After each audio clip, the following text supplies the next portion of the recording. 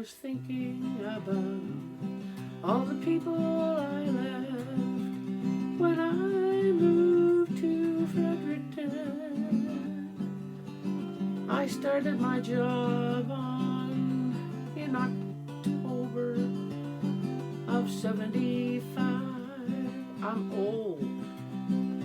I was with the New Brunswick Power Corporation for 4 years, just short, because Debbie and I packed up our stuff and we moved to Calgary. On the night before we left, we celebrated with Chinese food. It didn't matter, it all tasted like sawdust. And nobody wanted to sit around and talk about the trip or when we'd be seeing them again. I think my mom spent half her evening going from the kitchen up to her bedroom. There was something there she had to find. And in those days we didn't have Zoom. You couldn't call someone and see their face. You were just lost in a brand new place. I got a job pretty quick upon going out. I was a courier. I drove for Redmond Express. I bought a little Toyota that used as much oil as gas. And I loved my job, 'cause I was outdoors all of the time. Other than going in to pick up parcels, because that was my job, to pick up parcels and deliver them to somewhere else. So boy, did I get to know the city in a hurry. And it was the best job for me. Outdoors. Just check in with the dispatcher. I think my number was 48 or 49. I can't remember now. But I had an interesting job and met a lot of different people somehow. Debbie, she got an office job. She's really good at that. If you want something organized 100%, you choose Debbie for that. And that hasn't changed. The last job that she got, one of the people who interviewed her went back to the committee and said, okay, we need to find someone better than Debbie. And that's all. And guess who got the job? Debbie. Proud of you, Deb.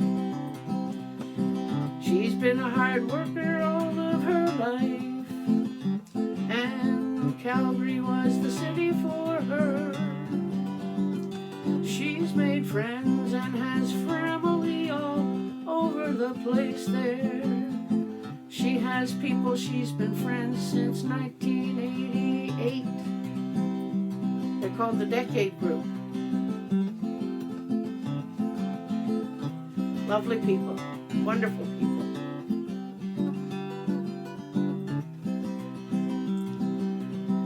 I only stayed a year less a day.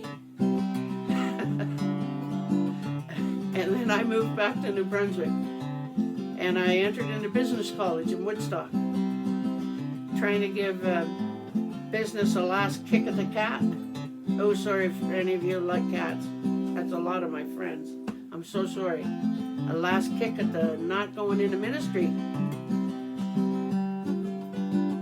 And that year, my dad got sick.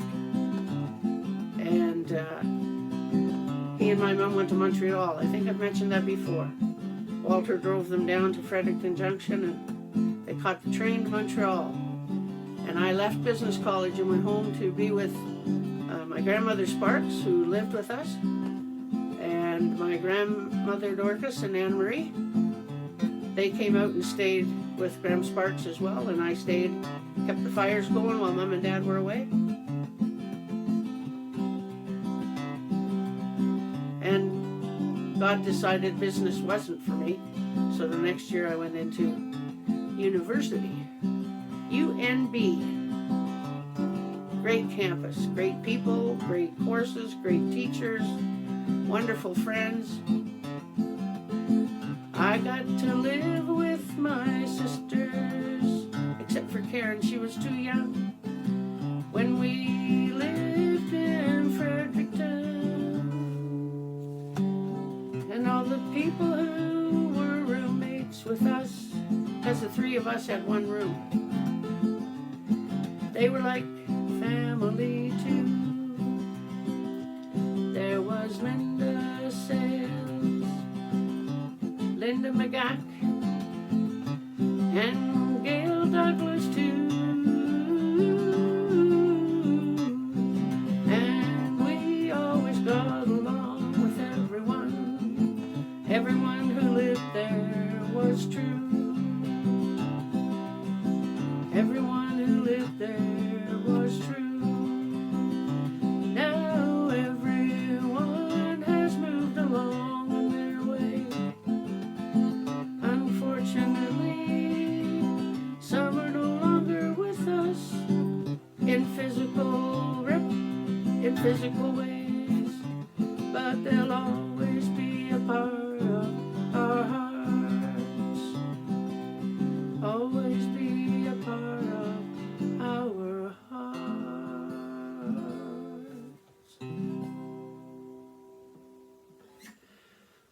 Well, that's all the non-wisdom I have tonight. Not much. And I didn't put anything on yesterday because I put a whole whack of stuff on before that. So I don't want anybody getting sick of seeing